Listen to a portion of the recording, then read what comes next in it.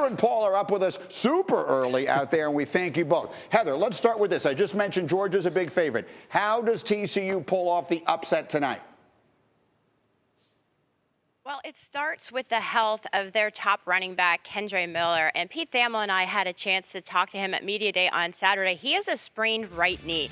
And for people who don't understand how valuable he is to this team, his 17 rushing touchdowns are the most since LaDainian Tomlinson in 2000.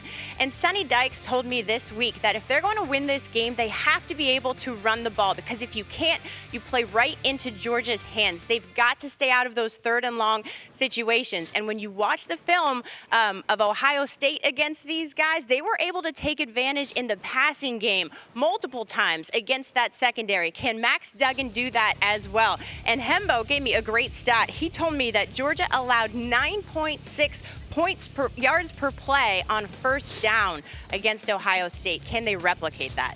Yeah, Ohio State played great in that game. TCU had pretty much everything go their way in their game against Michigan. And so, Paul, we are left in a situation where the expectation is that Georgia wins the championship tonight. We're all hoping to see a great game tonight. But if the Bulldogs should win and go back-to-back, how would you put in perspective what that means for the sport right now?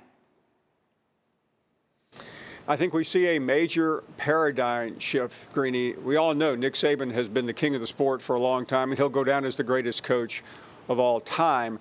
But I think with a Georgia win, Georgia moves into that rarefied air that Alabama has occupied now for 15 years. I think they become the most important and best team in college football. They'll start next season at #1.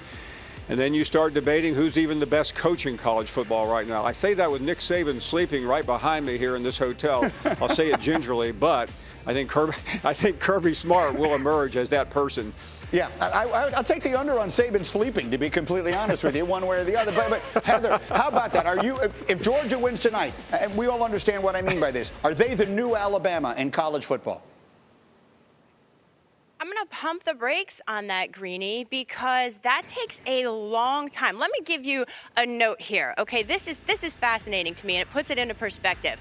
Nick Saban's recruiting classes since 2007, every single recruiting class has won at least one national title. That takes time. He has won 6 national titles in 12 seasons. No one else has done that. So yes, back-to-back national titles cannot be diminished. It's a quantum leap in closing that gap. But I would not say that they are right. That they surpass Nick Saban. I just can't do that. They might not even be in this thing right, fair enough. next year. So let's just hang on a minute. Okay, and let me get the other story, Paul, if I can, from you. What would a TCU upset mean tonight? I think would be the greatest story in college football history, Greeny.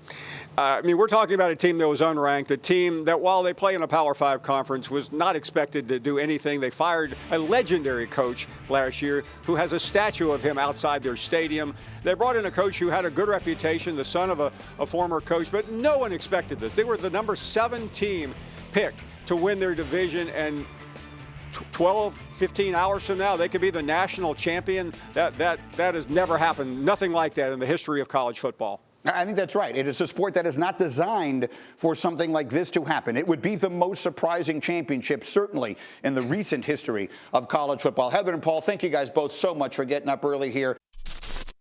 Thank you for watching ESPN on YouTube. For live streaming sports and premium content, subscribe to ESPN+.